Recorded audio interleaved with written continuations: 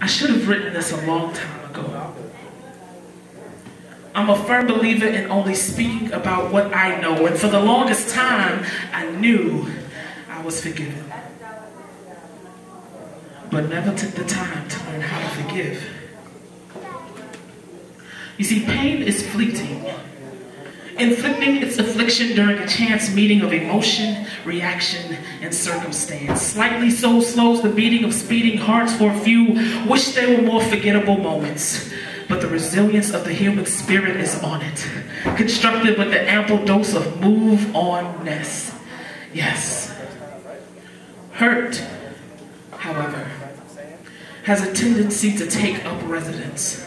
Find the deepest corner of the heart and mind to slowly take precedence of emotion, reaction, and circumstance. You see, pain is something you have. Hurt is something you are. And adding even more fuel to the flame, hurt has a face and a name. Wish they were more forgettable images displaying on the walls of the heart and mind over and over of the wrongs performed against what was mine. You see, hurt is a dangerous little thing.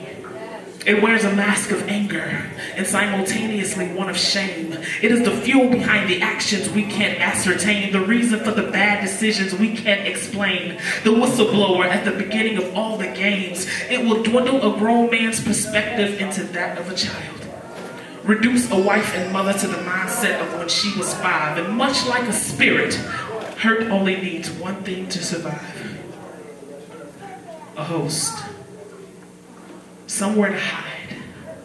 Something to feed off of to ensure it thrives. Now, how would I know about forgiveness and how to apply unless I had stared unforgiveness square in the eye? I made excuses for my ease of detachment. Said stuff like, don't want to keep anybody around that don't want to stay. If they want to leave, I'll show them the way. Walls. Constructed in an attempt to protect me from being hit again. Seemed like I got burned every time I let anyone in. And there's only so many times you can be hurt, wronged, and abandoned by kin and friends before you toughen up and develop thick skin. But are we tough enough to look within and not allow a protected heart to let bitterness sink in? It is a battle to accept apologies, then grin. But it is warfare not to receive them and then forgive, as if the offending party isn't fully aware of what they did, and the very least they could do is make an attempt to make amends. There's a reason that few tears fell from my face when I saw him at his end.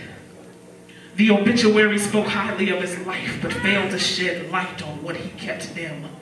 I didn't. Perhaps I was fixated on his absence. Had trouble wrapping my mind around how he could ignore the attachment. My eyes, rich skin tone and smile all match him. Now I'm a grown woman retrieving the pieces so forgiveness can begin patching. At first I was latching onto the false hope that the hurt would disappear like magic. But no sleight of hand or illusion can mask the turnaround and help and the action of asking.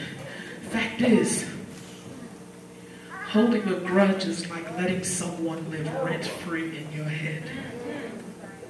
But if Jesus paid it all and canceled my debt, cashed the check that Adam wrote and offered new life in its stead, and I profess to be coupled with the carrier of the cross and a pursuant of the perfect purpose of the cost, I'll count the loss.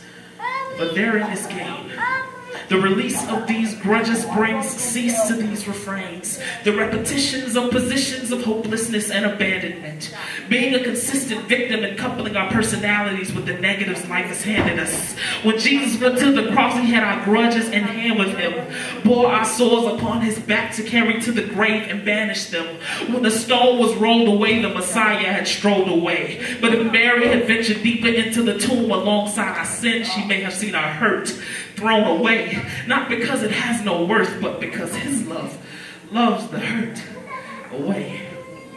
And so today, we have a choice to be content with being okay, or to live life fulfilled with joy, to walk in Christ's example as we have our whole lives to live through, remembering that our own new life started with, I forgive.